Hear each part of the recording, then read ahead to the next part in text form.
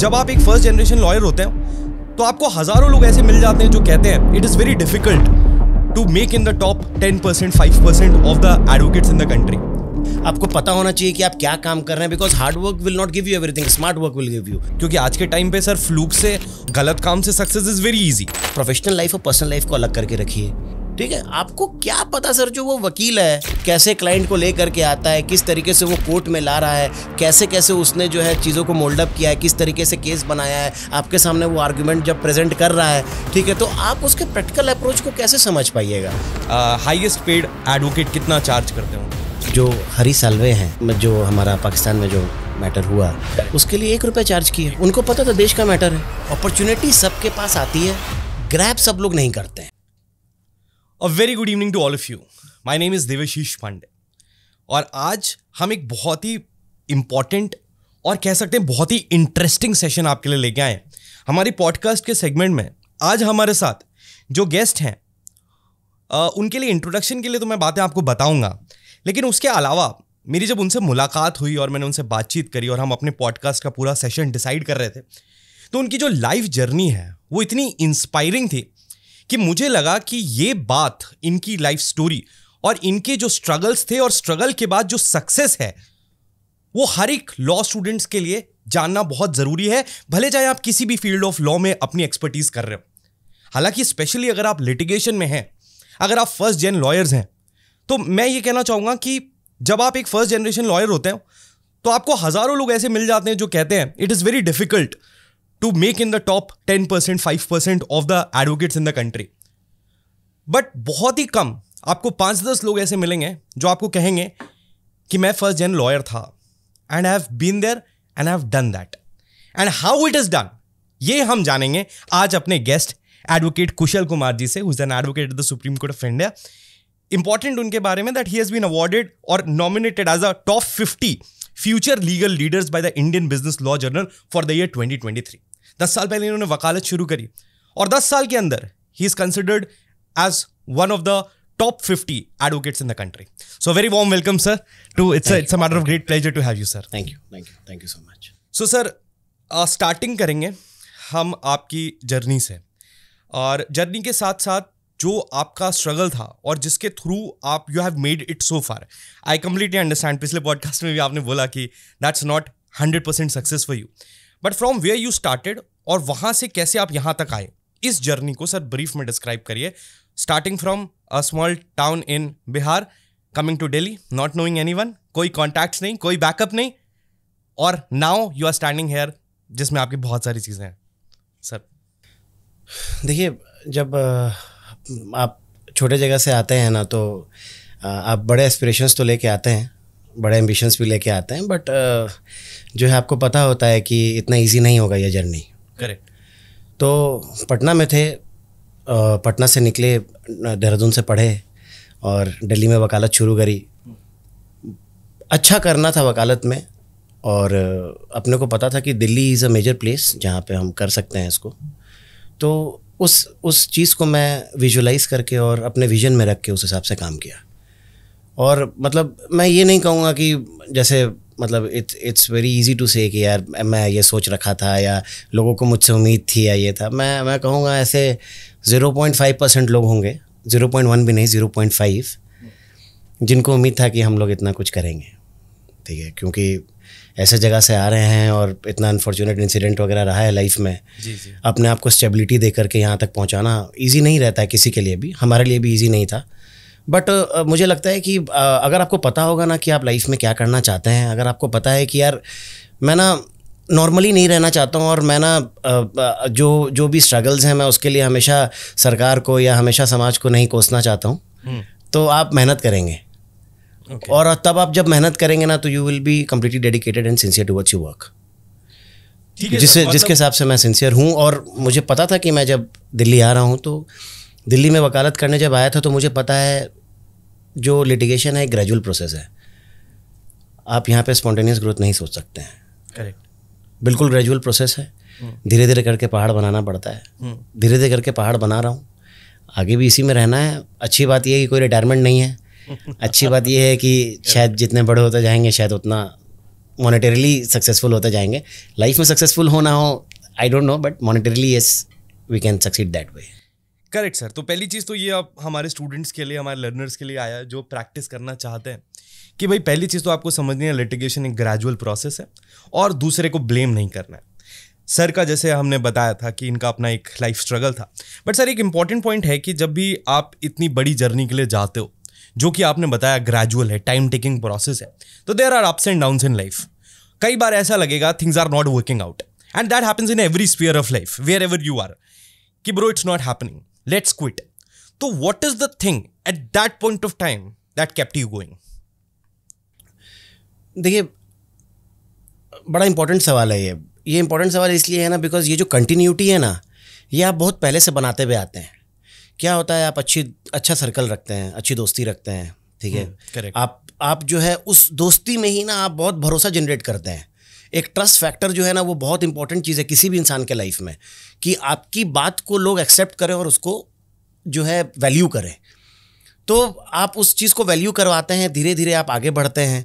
फिर जो आपका जो फ्रेंडशिप है और जो आपका कनेक्ट है, जो भी आपके कॉन्टैक्ट हैं बड़े हों या छोटे हों, वो आप पे भरोसा करते हैं कि नहीं यार मैं बड़े वकील को जो काम दूंगा ना, मैं इसको भी काम दूंगा ना, तो ये उतने ही हार्ड वर्क से करेगा और रिजल्ट ओरिएंटेड है. तो रिजल्ट ओरिएंटेड वर्ड भी बड़ा इसमें इंपॉर्टेंट हो जाता है, क्योंकि आप जो है जब काम करते हैं ना तो आपको रिजल्ट देना बहुत ज़रूरी है. आप सिर्फ काम करते रहें वो वैल्यू नहीं मिलेगा, रिजल्ट देना बहुत ज़रूरी है. रिजल्ट ओरिएंटेड होने के लिए आपको नॉलेजेबल होना बहुत ज़रूरी है. आपको पता होना चाहिए कि आप क्या काम कर रहे हैं, because hard work will not give you everything, smart work will give you. Smart work plus hard work.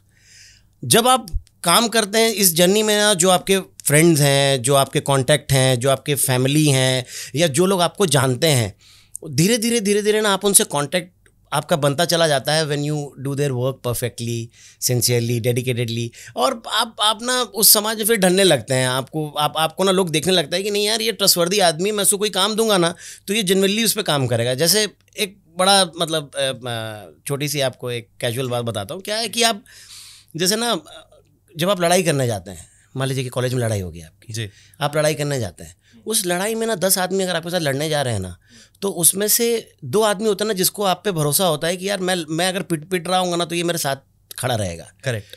ठीक है. तो जो आप भरोसा उस समय जब आप देते हैं ना सामने वाले आदमी को, वो भरोसा आपके फ्यूचर तक जो है कनेक्ट रहता है.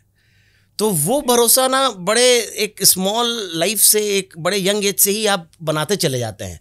उस भरोसे को आप तोड़ते नहीं हैं. तब आपके ना जो आपका एक सोशल जो स्ट्रक्चर जो आप क्रिएट किए हैं ना, वो आप पे स्ट्रांग होता जाता है और वो आपको काम देना शुरू करता है. वो कहता है यार मेरे को उस समय भी सपोर्ट किया था ना, मुझे आज भी सपोर्ट करेगा. और आप उसको सपोर्ट करते हैं, आप उसको देते हैं काम और वो आपको काम देता है और आप उसमें रिजल्ट देते हैं. तो आप एक को रिजल्ट दीजिए, 10 काम मिलेगा.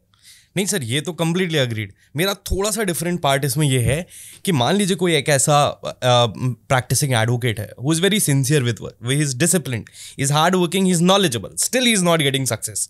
एंड वो उसको दिख भी रहा है, क्योंकि आज के टाइम पे सर फ्लूक से, गलत काम से success is very easy, hard work, dedication, knowledge से success is very difficult.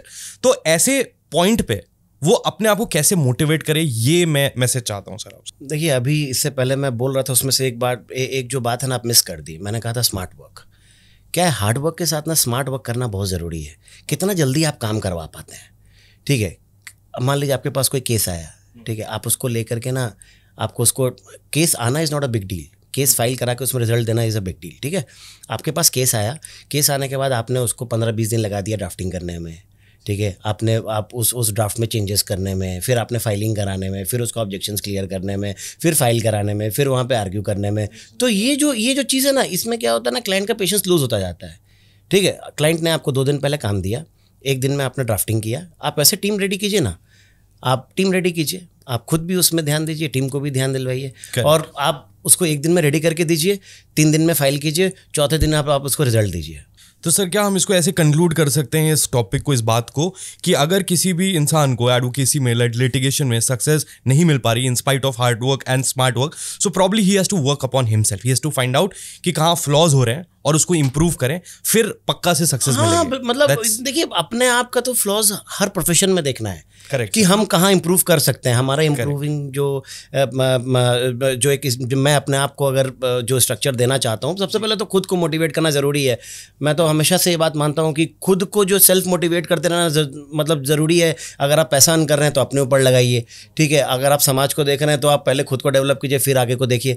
But इसमें मेरा ये कहना है ना कि आपको ना जो आपकी जो लाइफ है ना, जो एक वर्क लाइफ जो आप क्रिएट कीजिएगा, तो इसलिए हाँ, शुरुआत से ही लोग ये कहते आए हैं कि जो प्रोफेशनल लाइफ और पर्सनल लाइफ को अलग करके रखिए, ठीक है। प्रोफेशनल लाइफ में कभी भी पर्सनल लाइफ को एंटर मत करने दीजिए। उसके बाद जब आप प्रोफेशनल लाइफ में आते हैं तो जितना भी समय आप काम करते हैं ना, उतना समय डेडिकेटेड रहिए, ठीक है। और बेसिक स्ट्रक्चर जो है वो सही होना चाहिए। बेसिक स्ट्रक्चर तो बहुत ही ज़्यादा सही होना चाहिए। और आपको पता होना चाहिए मैं कहाँ क्लिक करूँगा। अपॉर्चुनिटी सबके पास आती है, ग्रैब सब लोग नहीं करते हैं, ठीक है, क्योंकि लोग अपने कंफर्ट जोन से बाहर नहीं आना चाहते हैं। अगर मेहनत करेंगे ना तो सक्सेस हर आदमी को मिलेगा। एक रिक्शा वाला का जो बेटा है वो भी IAS क्वालिफाई कर सकता है, जो नहीं करता है वो दुनिया को दोष देता रहता है कि भाई नहीं कर पाया, मैं ये वो बस ये सब चलता रहता है, जो हमारे समाज का स्ट्रक्चर है, ठीक है। ब्लेम गेम पे तो हम लोग टिके हुए ही हैं, लेकिन जो मेहनत करेगा वो आगे बढ़ेगा, हम भी बढ़े जी, दूसरा भी बढ़ेगा। And he is the live example of the same, जिनके पास कोई बैकिंग कुछ नहीं, first gen lawyer and coming in the top 50 advocates of the country. ठीक है सर, ये पॉइंट तो हमको क्लियर हुआ। अब थोड़ा सा एक बात किया जाए, हमारे एडवोकेसी में जो इनकम ब्रैकेट एग्जिस्ट करता है, हम देखते हैं कुछ ऐसे एडवोकेट्स हैं देश में गिने चुने, जिनकी फीस तो मतलब हम लोग बात करें तो 10-10 लाख 20-20 लाख पर अपीयरेंस ले रहे हैं, 1 मिनट के अपीयरेंस के ले रहे हैं। ज़्यादा है सर। सर आपके अंडरस्टैंडिंग पे without taking the name, the highest paid advocate कितना चार्ज करते होंगे? देखिए क्या है कि केस के ऊपर डिपेंड करता है, हाँ ठीक है। क्लाइंटेज जो है ना आज के टाइम पे बड़ी कॉम्प्लिकेटेड हो गई है। करेक्ट। जो जब आप कंपनी के केसेस लेके जाते हैं जी, एडवोकेट उसमें अलग चार्ज करते हैं। इंडिविजुअल केसेस लेके जाते हैं तो एडवोकेट उसमें अलग चार्ज करते हैं। कंपनी के लिए अगर कोई 20 लाख रुपये चार्ज कर रहा है तो इंडिविजुअल के लिए वो 10 लाख भी चार्ज करता है। ऐसा नहीं है। एडवोकेट जो हैं वो चाहे कितने भी बड़े हों, उनके अंदर में वो सिंपैथी वाला जो ग्राउंड है ना वो हमेशा अवेलेबल है और हमेशा उनके अंदर वो रहता ही है, चाहे कितने भी बड़े आदमी हों। अगर उनको ऐसा लगता है ना कि किसी केस में फ्री में अपीयर होना है तो वो फ्री में भी अपीयर होना है, ठीक है। जो हरी साल्वे हैं वो जो हमारा पाकिस्तान में जो मैटर हुआ उसके लिए 1 रुपया चार्ज किया। उनको पता था देश का मैटर है, ठीक है। बट उससे जो फेम मिला, उससे जो एक उनका एक जो सब लोगों को समझ आया कि यार ऐसा नहीं है कि हाँ कि एक जो, क्योंकि मॉरलिटी तो देखिए ज़रूरी है ही। जो भी मैं बात कर रहा हूँ, जितना भी मैंने आपको स्ट्रक्चर बता दिया, उस स्ट्रक्चर में एक इम्प्लाइड चीज़ है, वो है मॉरलिटी। हर चीज़ एक्सप्रेस नहीं किया जा सकता है। अगर आप लोगों को नहीं समझ पाएंगे, अगर आप चीज़ों को आंखों से और बॉडी लैंग्वेज से नहीं समझ पाएंगे तो आप सस्टेन नहीं कर पाएंगे। तो इनकम पे वापस आएंगे, बट मोरालिटी से एक सवाल आया मेरे दिमाग में, क्योंकि अक्सर होता है बीइंग एडवोकेट्स हमें हर तरह के केसेस लड़ने होते हैं, ठीक है। अब मान लीजिए सर हाइपोथेटिकल सिचुएशन में आपके पास एक क्लाइंट आता है जिसने शायद रेप जैसा हीनियस ऑफेंस किया है, ठीक है, और क्लियर कट समझ में आ रहा है that the person is guilty, but he is ready to pay a hefty amount. या आप फॉर दैट एग्जाम्पल जो अभी पुणे में केस हुआ पॉर्श कार वाला, जो इंसिडेंट माइनर के द्वारा किया गया, तो how do you decide your moral locus? या मतलब आप पर्सनली अपने लेवल पे बताइए, that will be a guidance for the future advocates also. How do you decide कि क्या हमारे लिए हर समय पैसा होना चाहिए या किस हद तक होना चाहिए, या हमें अपना एक पैरामीटर कहाँ बनाना चाहिए? देखिए क्या है, इंडिविजुअल टू इंडिविजुअल डिपेंड करता है। करेक्ट सर, ठीक है। तो जैसे मान लीजिए कि मैं अपना एग्जांपल लूँगा, मैं ना वकालत को पैशन से करता हूँ। मेरे लिए वकालत मेरा काम नहीं है, मेरा पैशन है। ब्लाइंड फोल्डेड लेडी है, ठीक है। हम पार्शियलिटी नहीं करते हैं, जो आता है उसका काम करते हैं, चाहे रेपिस्ट रहे चाहे जो रहे, हमें बचाना हमारा फ़र्ज़ है। उसको बचाना मीन्स लीगल राइट्स उसका एक्सरसाइज कराना, जो उसके फंडामेंटल राइट्स है वो एक्सरसाइज कराना। क्योंकि हमारा लॉ कहता है कि आप जो है गिल्टी नहीं अंटिल प्रूवन, ठीक है। तो जो ये जो कॉन्सेप्ट है ना, और इसके साथ साथ हमारा जो एक पूरा लीगल सिस्टम है वो रिफॉर्मेटिव थ्योरी पे बेस्ड है। बिल्कुल सर जी। रिफॉर्मेटिव थ्योरी का हमेशा ऑप्शन होना चाहिए। इस कारण से जुवेनाइल जो हैं उनको रिफॉर्म करने का टाइम मिलता है, ठीक है, आप जेल जाते हैं तो आपसे काम कराया जाता है, आपको अच्छी शिक्षा दी जाती है, आपसे स्किल डेवलप किया जाता है, क्योंकि आपको रिफॉर्मेटिव थ्योरी पे आप काम करते हैं, आप अपने आप को रिफॉर्म करते हैं। आप अगर मेरे से पूछिएगा कि भैया आप अपना मॉरलिटी कहाँ तक रखते हैं, मैं बिल्कुल रखता हूँ। ठीक है, कुछ waging war against the nation का कुछ रहेगा तो मैं नहीं करूँगा, बट उसके अलावा कुछ भी रहेगा तो मैं करूँगा। ठीक है, नॉट अबाउट मनी, बट ठीक है यार, मेरा पैशन है, और कोई आदमी मेरे पास आया है, उम्मीद लेके आया है, मैं अपना लीगल राइट एक्सरसाइज करूँगा उसके लिए। और उसको अगर वो नॉलेजेबल नहीं है, अगर वो, क्योंकि इस देश में ज़्यादा लोग तो देखिए लीगली जो है नॉलेजेबल उतने इक्विप्ड नहीं है, तो इसीलिए हमारे पास आते हैं। हम जो है उस चीज़ के एक्सपर्ट हैं, हम उसके लिए काम करते हैं। आजकल थोड़ा ट्रेंड भी बदल गया है, मैं आपको बताऊं, आजकल थोड़ा ना ट्रेंड बदल गया। क्या है, सब कुछ ना व्हाट्सएप और गूगल पे अवेलेबल रहता है। जो भी क्लाइंट आता है ना, वो ना बहुत पढ़ लिख के आता है। ठीक है, तो वो ना वो जो चीज़ें गूगल और उस पर मिलती है ना, उससे सोचता है वकालत वैसे चलती है। ठीक है, लेकिन मैं जो भी क्लाइंट मेरा आता है ना, तो मैं उसको कहता हूँ कि तुम अगर डॉक्टर के पास जा रहे हो इलाज कराने के लिए, ठीक है, पेट का, और वो किडनी अगर खोल दे रहा, तुम उससे पूछते हो कि तुम किडनी क्यों खोले हो? बिल्कुल भी नहीं। ठीक है, क्योंकि तुमको उस पर भरोसा है, ब्लाइंड ट्रस्ट करना पड़ता है। उसी तरीके से जो आदमी जिस चीज़ का एक्सपर्ट है ना, उस पर भरोसा करो। जा रहे हो तो दिल से उसको उस पर भरोसा करो, और जब तक कि वो रिजल्ट को ख़राब नहीं करता है या तुम्हारी चीज़ों को ख़राब नहीं करता है, ठीक है, तब तक उस पर आप बिल्कुल ब्लाइंड फोल्डेड ट्रस्ट कीजिए, वो आपका काम करके देगा। और कई केसेस जो ख़राब होते हैं ना, वो क्लाइंट्स के चलते भी होते हैं, क्योंकि वो इतने इतने डिलेमा में रहते हैं, इतने डाइसी हो जाते हैं। 10 आदमी से कांटेक्ट करते हैं, उससे भी सलाह लेते हैं, उससे भी सलाह लेते हैं, 10 आदमी से बात करते हैं। हाँ जी, तो वो क्या है, वो उसी चक्कर में चीज़ें ख़राब हो जाती हैं। वो आपको आके 10 चीज़ें आपको ज्ञान देने लगते हैं। ठीक है, तो मैं ऐसा काम नहीं करता हूँ। मैं तो अपने मतलब I am bit very aggressive in my work.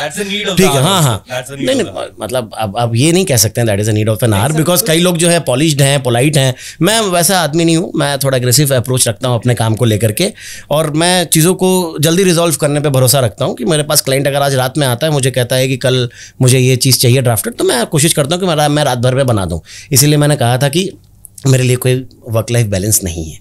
24 hours काम करते हैं। वो अपने पैशन के ऊपर है सर। मुझे लगता है कि अभी मेरा वक्त है, ठीक है। वैसे भी आपको पता ही है कि क्या जो है एनवायरनमेंट है हमारे, मतलब वर्ल्ड के किस स्ट्रक्चर पे जा रहा है, तो वैसे भी लाइफ स्पैन वैसे भी इंसान का कम हो गया है। सर, अच्छे से काम करें, आगे बढ़ें। जी, मैं आपसे जब पूछ रहा था कि एक जो क्वेश्चन आता है कि आपने से 10 साल आपने अभी प्रैक्टिस को दिया है और उसके पहले कोई बैकग्राउंड नहीं था।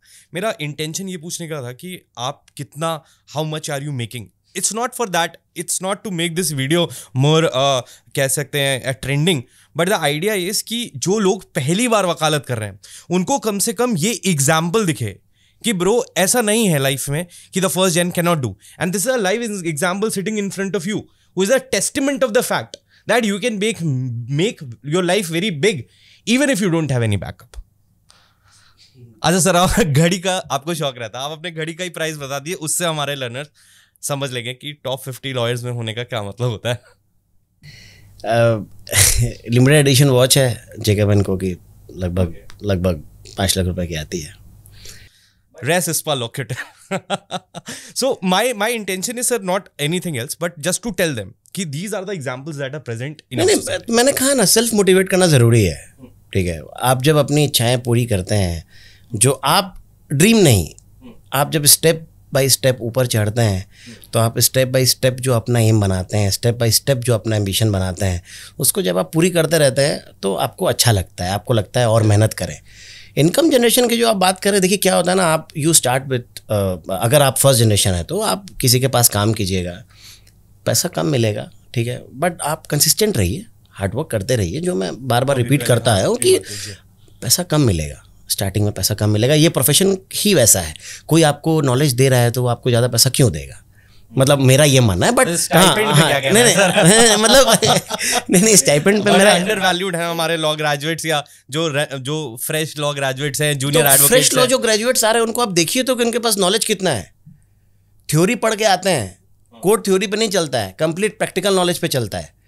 उनको कैसे पता है, उनको पता है फाइलिंग कैसे होती है, पीएफ क्या होता है, कैसे जो है केस लिस्टेड होता है, एडवांस लिस्ट क्या होता है, सप्लीमेंट्री लिस्ट क्या होता है, उनको आइडिया है कोर्ट कैसे काम करता है। आप आइए ना, वो थ्योरी नॉलेज लेके आ रहे हैं।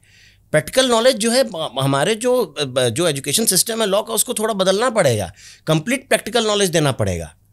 मतलब हाफ थ्योरी और हाफ प्रैक्टिकल नॉलेज। आप इंटर्नशिप पे भेज देते हैं कि जाओ इंटर्नशिप करके आओ, अब वो इंटर्नशिप पे आप बैठ करके पूरे महीने रिसर्च कर रहे हैं, कि आप बैठ करके पूरे महीने ड्राफ्टिंग कर रहे हैं, कि आप नोटिस बना रहे हैं, कि आप लीगली क्या काम कर रहे हैं, वो बहुत बड़ा फर्क है उसमें।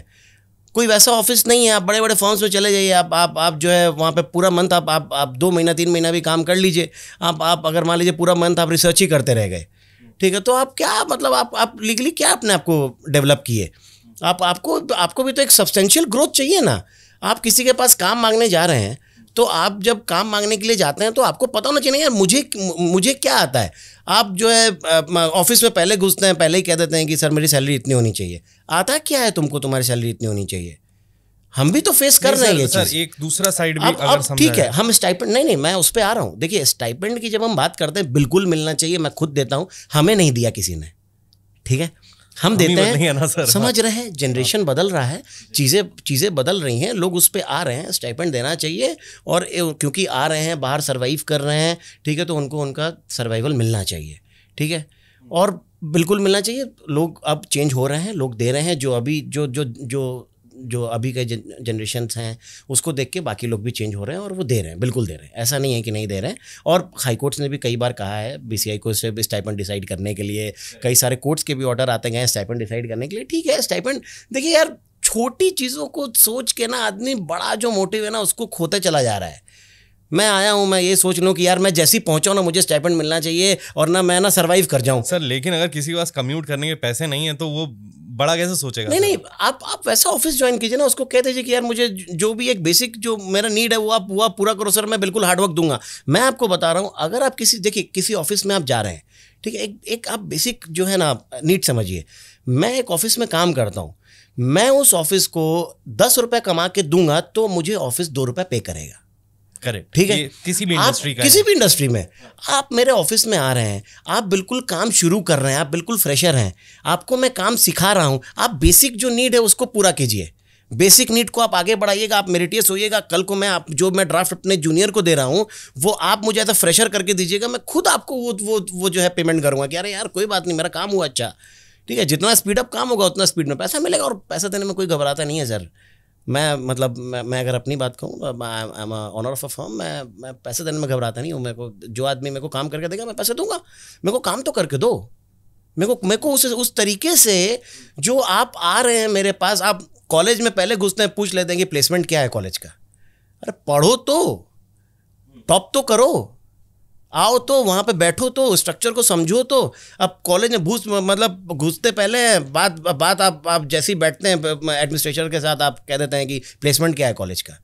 ऐसे नहीं होता है सर, ऐसे नहीं चलता है, ये पहले से ही चलता आ रहा है। पीपीओ मिल जाएगा, ये मिल जाएगा, वो मिल जाएगा। भाई आप क्या पढ़ रहे हैं, कितना एक्यूब्ड हैं, ठीक है, क्या आपका जो ग्रोथ हो रहा है वो कैसा है, नॉलेज कैसा है, ठीक है, आप कितना चीज़ों को समझ रहे हैं। बड़ा एक जो है ना स्ट्रक्चराइज्ड है चीज़ें। सिर्फ एस्पिरेंट्स की गलती नहीं, मतलब लॉ ग्रेजुएट्स की गलती नहीं है, समाज ने भी उस तरह से मतलब कंडीशनिंग करी है कि everybody is running for that only, कि प्लेसमेंट मतलब उनको सिखाया जा रहा है या समाज ऐसा चल रहा है। तो थोड़ा सा सोच टाइम के साथ बदलेगी, मुझे ऐसा लगता है। नहीं बिल्कुल बदलेगी। बट आप एक चीज़ समझिए ना सर, इंजीनियर्स हैं, आप आज के डेट में देखिए आईआईटीज़ का क्या हाल है, ठीक है, आप आज के डेट में देखिए कि बड़े बड़े जो कॉलेजेस हैं उनका क्या हाल है। 100% प्लेसमेंट जो है अच्छी जगह पे नहीं है सर, अच्छा काम करके नहीं है। बट आप, और जो लोग कहते हैं ना कि यार पेरेंट्स के साइड से प्रेशर है, ठीक है, सोसाइटी का प्रेशर है, वो गलत कह रहे हैं, ठीक है। मैं उस चीज़ को कभी एक्नॉलेज नहीं करूँगा। मैं कहूँगा प्रेशर खुद झेलना है, क्योंकि फ्यूचर में हमें प्रेशर झेलना पड़ेगा, हमें स्ट्रेस लेना पड़ेगा। हाँ, वी कैन नॉट रन कि भैया जो है मुझे बैलेंस चाहिए, लाइफ बैलेंस चाहिए तो कहीं पे काम हम करो, अपना बैलेंसिंग करो, बढ़िया है। बट आगे बढ़ना है ना, बड़ा बनना है ना, तो मतलब समझ रहे, मतलब नहीं सर, अलग मेहनत करना पड़ेगा। देखिए मतलब एक पर्सपेक्टिव हम दे रहे हैं स्टूडेंट्स को कि this is the way of life. मैं आपको बता रहा हूँ क्या है, आप मतलब एक छोटी सी चीज़ है ना कि आप कोई काम कर रहे हैं, ठीक है, वो काम को आप एक नॉर्मल जो उसका टेन्योर है उसके हिसाब से आप कर रहे हैं, ठीक है। बट अगर आप उस काम को उस टेन्योर से पहले करके दीजिएगा तो एफिशिएंसी बढ़ेगी, तो आप पे भरोसा बढ़ेगा, ठीक है, तो आपका मेरिट बढ़ेगा। जनरेशन उतना वेट नहीं करना चाहती, क्विक रिजल्ट चाहिए। तो नहीं तो वेट करना पड़ेगा, यही तो मैं बोलना चाह रहा हूँ, यही तो मैं कहना चाह रहा हूँ, वेट करना पड़ेगा। ग्रेजुअल प्रोसेस है ये, और मेरी इंडस्ट्री नहीं, हर इंडस्ट्री में ग्रेजुअल प्रोसेस है। काम करना पड़ेगा, मेहनत करना पड़ेगा, और ग्रेजुअली चीज़ों को समझना पड़ेगा। अचानक से आप आइएगा, स्पॉन्टेनियसली सोचिएगा कि मैं आ जाऊँ, कल बड़ा आदमी बन जाऊँ, नहीं हो पाएगा, नहीं हो सकता है। सर एक लास्ट क्वेश्चन और है जो मुझे लगता है कि एक आपका पर्सपेक्टिव भी जानना ज़रूरी था। जैसे कि आप देख रहे हैं अभी जुडिशियल सर्विसेज के एग्ज़ाम में एक नया क्राइटेरिया आ रहा है, जैसे मध्य प्रदेश में हाल में आया और यूपी में भी बात चल रही कई जगह कि 2-3 साल की प्रैक्टिस होनी चाहिए आपकी, या तो आप throughout first class pass हुए या फिर प्रैक्टिस एक पॉइंट ऑफ डिस्कशन है, डिबेट्स है in the Indian judicial system, legal fraternity to be combined, कि भाई अगर कोई भी जजेस आज अपॉइंट हो रहे हैं, क्योंकि हम लोग लोअर जुडिशरी के लिए पढ़ाते हैं, तो उनका ये रहता है कि सर ये जो prior practice before you are selected as a judicial officer, is it necessary? मतलब उनके साइड का जो आर्ग्यूमेंट रहता है, सर मैं आप पे आऊँगा, आपका आर्ग्यूमेंट समझूंगा, बट उनके साइड का मेन आर्ग्यूमेंट ये रहता है कि जब हम सिविल सर्विसेज एग्जाम्स की बात करते हैं या PCS एग्जाम्स की बात करते हैं, तो उसमें उनको भी पब्लिक डीलिंग है और अच्छी खासी पब्लिक डीलिंग है, सोसाइटी से डील करना है, and they are not required to have any prior experience. And when you are having the judges, procedure is important, but that can be learned over period of time and they can do good. So practice नहीं होना चाहिए, ये बहुत सारे judicial aspirants का मानना है। तो what is the advocates side to that? आपको क्या लगता है कि ये रूल जो है, ये जो नई नई नोटिफिकेशंस के द्वारा ऐड हो रहा है, so is it a good decision or not so good decision? I won't say bad, but yeah not so good. देखिए, जब नॉलेज या किसी चीज़ को इंटरप्रेट करने की बात होती है तो मैं उसमें रैशनल आदमी नहीं हूँ, ठीक है। तो मैं बिल्कुल ब्लंट अपना रिएक्शन रखता हूँ हर चीज़ में। तो मुझे लगता है कंपलसरी होना चाहिए। क्यों होना चाहिए? क्योंकि आप मान लीजिए आपने लॉ कंप्लीट किया है, इंडिया का एक एज ग्रुप मान के चलते हैं, 17-18 में आप 12th करते हैं। हाँ। आप BLLB किए 5 साल, 22 साल, ठीक है, 22 साल, 22 मान लीजिए, चलिए, ठीक है, आइडियल सिचुएशन, 22-23, ठीक है। 22-23 साल का जो बच्चा है वो मेरिट पे, ठीक है, थ्योरी की चीज़ें पढ़ के वो एग्ज़ाम पास कर गया, PCSJ पास कर गया, अपना कहीं पे जज बन गया। प्रैक्टिकल जो लाइफ है ना, ज़ीरो है उसकी। अब आप खुद सोचिए, ठीक है, कि एक नॉर्मल इंसान के लाइफ में प्रैक्टिकल अप्रोच होना ज़्यादा ज़रूरी है कि थ्योरेटिकल अप्रोच होना ज़्यादा ज़रूरी है? सर यहाँ पे मैं एक सेकंड सर रुकना चाहूँगा। जैसे आपने कहा कि ये बात सही है, बट क्यों लेजिस्लेचर ने या जुडिशरी ने उस बच्चे को कॉम्पिटेंट समझा है ना? उन्होंने जो एज लिमिट रखी है कि अगर आप लॉ ग्रेजुएट है, उन्होंने 3rd क्लास की भी एज रखी है, सर 12th की भी, 10th की भी, need of the society, but that the legislature will decide. No, तो yes, they are deciding by the, मतलब what is happening in the, हमारे ही तो रिप्रेजेंटेड लोग हैं ना सर, ये तो सोसाइटी का कंसाइंस है ना। नहीं, सोसाइटी का बिल्कुल है, बट आप एक बात तो समझिए, प्रैक्टिकल जो आपको प्रैक्टिकल लाइफ का नॉलेज ही नहीं है। आप जो है बिल्कुल ही थ्योरी पढ़ के आए और आप आकर के सीधे जो है जुडिशरी में आप आ गए। देखिए क्या है ना, जो वकालत का प्रोफेशन है ना सर, जो लिटिगेशन का जो फील्ड है, मैं लिटिगेशन इसलिए बात करता हूँ क्योंकि मैं लिटिगेशन में ही अपना जो है मेरा पैशन है और मैं उसको कंटिन्यू करता हूँ, क्योंकि लिटिगेशन ना बहुत ज़्यादा प्रैक्टिकल अप्रोच पे चलता है, ठीक है। लिटिगेशन हमें सिखाता है what not to speak, correct, ठीक है। व्हाट टू स्पीक सबको आता है, हाँ, कैसे बिहेव करना है, कोर्ट क्राफ्ट क्या होता है, ठीक है, चीज़ें जो है ड्राफ्टिंग क्या होती है, उस ड्राफ्टिंग को कैसे हम लोग जो है प्लीडिंग्स में, मतलब आर्ग्यूमेंट में हम लोग कैसे करेंगे, ठीक है, फाइलिंग कैसे होगा, जल्दी कैसे कराना है। अगर मान लीजिए कि कोई बहुत इंपॉर्टेंट केस है, मेरा अनऑथराइज कंस्ट्रक्शन का मामला है, ठीक है, मेरे को जो है दोपहर के 3 बजे मेरा जो है घर टूट जाएगा, मेरे को अगर आज ही लिस्ट करा करके उसको आज ही जो है कोर्ट में लगवाना है, तो अर्जेंट मेंशनिंग क्या होता है, ये सब चीज़ें कौन सा थ्योरी बताता है इंडिया में? कोई नहीं बताता है। आप कंपलसरी जब प्रैक्टिस कीजिएगा ना, 2 साल आप प्रैक्टिस कीजिएगा ना, वकील जो आपके सामने खड़ा है उसको आप 2 मिनट के लिए समझिएगा कि नहीं यार, उसका इंटरप्रिटेशन क्या है। See, interpretation of statute is a very big deal, ठीक है। किसी भी चीज़ में interpretation is a big deal. मैं किसी भी चीज़ को अपने पर्सपेक्टिव से अच्छा और बुरा बिल्कुल समझा सकता हूँ। एक इंडिविजुअल जो है ना, वो किसी चीज़ को अच्छा बता देगा, किसी भी चीज़ को ख़राब बता देगा, बट जब आप उस चीज़ को खुद महसूस कीजिएगा ना वहाँ पर खड़ा होकर के, तो आपको समझ में आएगा कि प्रैक्टिकल अप्रोच क्या है उस चीज़ का।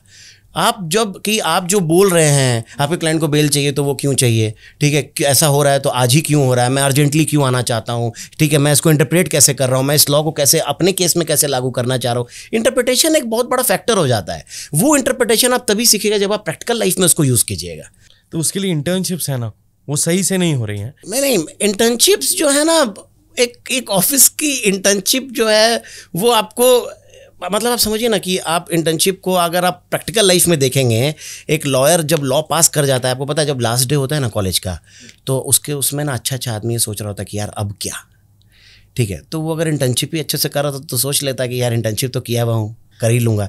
ऐसा नहीं होता है। जब आप पास कर सकते हैं आप जब पास करते हैं ना, जब आप कॉलेज पास करते हैं तो आपके पास एक विजन तो जरूर होता है, और मतलब बट आपको ये समझना पड़ेगा कि मैं इसको प्रैक्टिकली जो है कैसे उतारूंगा अपने लाइफ में, ठीक है। जब आप 2 साल 3 साल जब वकालत करते हैं ना, आप बिल्कुल जब घिसते हैं ना ऑन ग्राउंड, जब आप समझते हैं कि परेशानी क्या है, ठीक है, जब आप क्योंकि litigation is not a easy thing, ठीक है, सर्वाइवल बहुत इंपॉर्टेंट है। एक्चुअली मतलब मैं थोड़ा सा इस बात पे हमारा कॉन्ट्रास्ट रहेगा, because I teach judicial aspirant, I have seen their preparation, their plight and everything. मैं अगर इसको लॉजिकली डिफेंड करूं सर, लॉजिकली मैं डिफेंड, हां सिंपल, मैं लॉजिकली डिफेंड कर रहा हूं सर जी।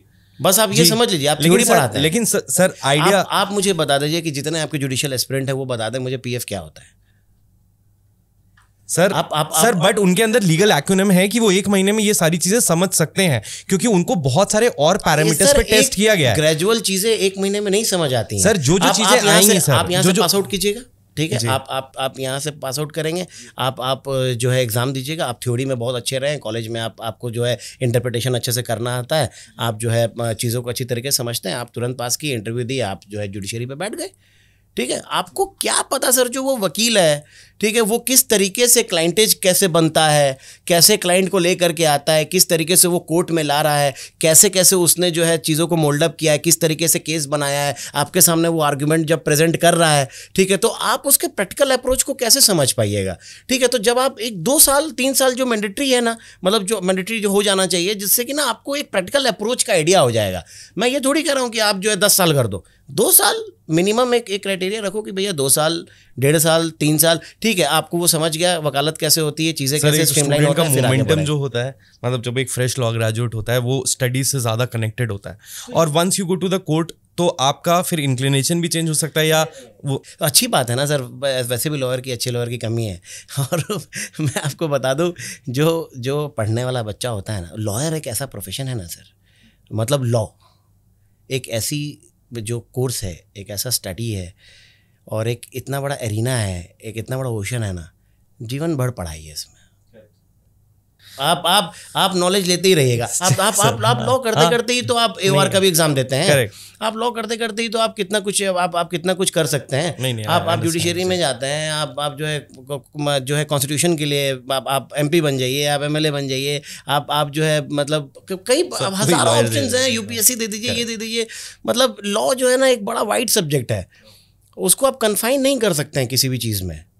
तो आप इसका एक कंक्लूजन जो एक, क्योंकि बिल्कुल आपके अपने पॉइंट्स वैलिड है, बट हम भी देखते हैं स्टूडेंट्स को तैयारी करते हुए और एकदम से नोटिस हो जाए। इसका एक सोल्यूशन तो ये है कि अगर गवर्नमेंट या कोर्ट्स को लगता है कि दिस शुड बी इनकॉर्पोरेटेड, तो कम से कम वो 5 साल या 3 साल बाद का टाइमलाइन दे दें कि 3 साल बाद से this rule will be applied, so that the person who is already studying, मतलब ही देखिए टाइम तो मिलेगा ही, किसी भी चीज को एनफोर्स होने में तो वैसे भी इस देश में टाइम लग जाता है। नहीं, मेरा कहने का मतलब वो एक क्लैरिटी ला दें कि हम 5 साल बाद से ये चीज इनकॉर्पोरेट करेंगे, तो जो आप फ्रेश लॉ ग्रेजुएट्स हैं या जो तैयारी कर रहे थे वो या तो एग्जाम निकाल लें या छोड़ दें, और जो नया आ रहा है वो एक स्ट्रीमलाइंड हो जाएगी। अगर कुछ भी चीज़ें आएंगी तो एनफोर्स होने में टाइम लगेगा, और वो सबको जो है चैनलाइज करके ही होगा। ऐसे नहीं है कि आज मैं बोलूँगा नोटबंदी की तरह नहीं होगा ये। कुछ चीज़ें हैं सर, कुछ चीज़ें ऐसी चल रही हैं, जैसे अभी हाल में MP में हुआ और उन्होंने अप्लाई भी कर दिया, तो कई सारे बच्चों के लिए वो 4 साल से तैयारी कर रहे थे, अब उनका लास्ट अटेम्प्ट था, या अब उनके लिए वो अटेम्प्ट ही नहीं बचा क्योंकि उन्होंने प्रैक्टिस नहीं किया था। तो वो चीज़ें थोड़ी सी चाहिए, बट ठीक है, very well taken your point. मतलब आपका पर्सपेक्टिव बहुत अच्छा था, इम्पोर्टेंट था जी। मेरा पर्सपेक्टिव हमेशा चीज़ों को लेके बहुत ही इरेशनल और ब्लंट रहता है, ठीक है, मतलब खासकर अपने प्रोफेशन को लेकर के। इसलिए सेम, मैं बिल्कुल उसे रिलेट कर सकता हूँ, क्योंकि हम भी जब पढ़ाते हैं स्टूडेंट्स को तो कई बार ऐसा होता है, अगर कोई नहीं सही से कर रहा है तो वी टेंड टू, मतलब this is serious business, you can not मतलब जस्ट डू एनीथिंग कि भाई हो जाएगा। मीडियोक्रिटी बहुत आराम से अचीव हो जाती है, बट सक्सेसफुल होने के लिए you have to take the pain. Sir देखिए क्या है ना कि कोई भी काम आप करते हैं ना लाइफ में, कोई भी इंडस्ट्री में, या आप कोई भी काम कर रहे हैं, आप कोई भी स्टार्टअप कर रहे हैं, या आप जो है पॉलिटिक्स में हैं, या आप किसी भी चीज़ में हैं, तो ना आपको सबसे पहले तो ये एश्योर करना पड़ेगा कि आप जो चीज़ कर रहे हैं, वो उसको वो ना सोसाइटी या वो जो समाज है ना, वो आपको उस चीज़ में एक्सेप्ट कर रहा है। करेक्ट। आपको एक्सेप्टेंस देगा तभी तो आप उस चीज़ में आगे बढ़ पाइएगा। तो आप अगर आप लॉ कर रहे हैं या आप MBA कर रहे हैं या आप मास कॉम कर रहे हैं या कोई भी सब्जेक्ट आप पढ़ रहे हैं, आपको इतना मेरिटियस होना पड़ेगा तो और थोड़ा डिफरेंट होना पड़ेगा, ठीक है, जो कंसिस्टेंट ना हो, ठीक है, चीज़ों में आपका एक अलग नज़रिया हो, एक अलग विजन हो, एक अलग एम्बिशन हो, चीज़ों को देखने का एक अलग स्मार्ट वर्क हो, तो आप जो है जल्दी ग्रो कीजिएगा और मतलब आप कंसिस्टेंट रहिएगा।